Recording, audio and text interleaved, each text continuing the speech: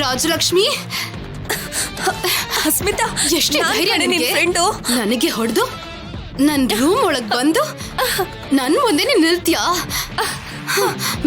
ಸಾಯಿಸ್ಬಿಡ್ತೀನಿ ಕಣೆ, ನಿನ್ನ ಸಾಯಿಸ್ಬಿಡ್ತೀನಿ.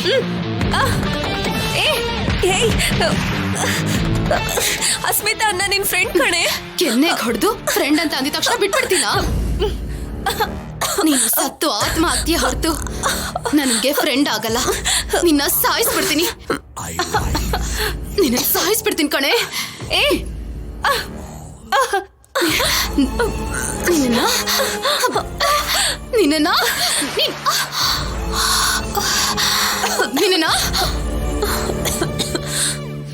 ನೀನಾ? ನಾನೇ ಕಣೆ. ಒಂದ್ ಕ್ಷಣ ನನ್ ಕೈಗೆ ನೀರ್ ಸಿಗ್ಲಿಲ್ಲ ಅಂದಿದ್ರೆ ಒಂದೇ ಕ್ಷಣದಲ್ಲಿ ನನ್ ಪ್ರಾಣ ಹೊರಟೋಗ್ತಿತ್ತು ಗೊತ್ತಾ? ನಿನಗ ಅಷ್ಟಕ್ಕೂ ಸಾಯಿಸ್ಬೇಕು ಅಂತಿದ್ರೆ ಅವಳು ಮನೆಗ್ ಹೋಗಿ ಸಾಯಿಸ್ಬೇಕೆ ಹೊರತು ಹೀಗ್ ಮನೆಗ್ ಬಂದಿರೋ ಫ್ರೆಂಡ್ ನ ಅವಳು ಅನ್ಕೊಂಡು ಸಾಯಿಸ್ಬಿಡ್ತೀಯಾ? ಒಂದು ಕ್ಷಣದಲ್ಲಿ ಪ್ರಾಣ ಹೋಗ್ತಿತ್ತು ಅಂದೆ ಅಲ್ವಾ? ಅಷ್ಟೇ ಅಲ್ವಾ?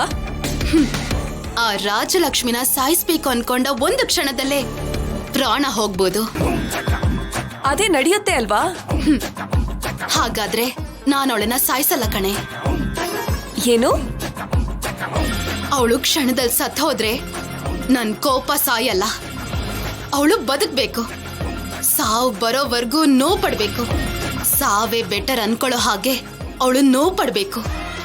ಆಗ್ಲೇ ನನ್ ಈಗೋ ಸ್ಯಾಟಿಸ್ಫೈ ಆಗೋದು, ನನ್ ದ್ವೇಷ ತೀರೋದು. ನೀನ್ ಹೇಳ್ತಿದ್ರೇನೆ ಭಯ ಆಗುತ್ತೆ ಅಸ್ಮಿತಾ. ಏನ್ ಮಾಡ್ತೀಯ ಅವಳನ್ನ? ಹೊಡಿತೀನಿ. ಏನು? ನನ್ ಕೆನ್ನೆಗ್ ಹೊಡೆದ್ಲು ಅಲ್ವಾ, ನಾನು ಅವಳ ಜೀವನದ ಮೇಲೆ ಹೊಡಿತೀನಿ.